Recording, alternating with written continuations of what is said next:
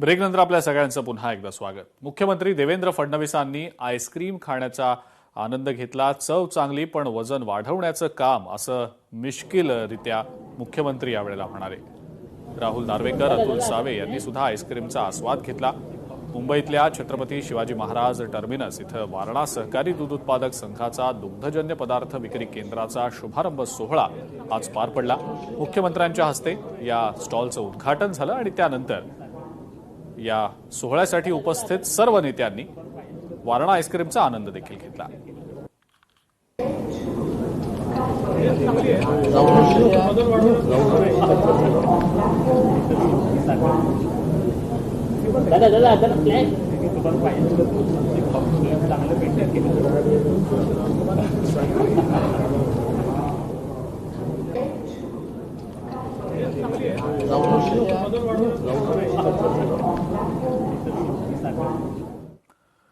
सातारा सांगली विधान परिषद निवडणुकीच्या पार्श्वभूमीवर उपमुख्यमंत्री एकनाथ शिंदे यांनी आदेश दिलेले आहेत। शिवसेनेच्या प्रत्येक नगरसेवकाचं मत महायुतीचे उमेदवार धैर्यशील कदम यांनाच दिलं गेलं पाहिजे। शिवसेनेचं एकही मत फुटता कामा नये असे आदेश एकनाथ शिंदे यांनी दिलेले आहेत। उपमुख्यमंत्री एकनाथ शिंदे यांनी शंभूराज देसाई यांना हे आदेश दिलेत। साताऱ्यातल्या वादावर पडदा पडलेला आहे असं सुद्धा शिंदेंनी स्पष्ट केलं।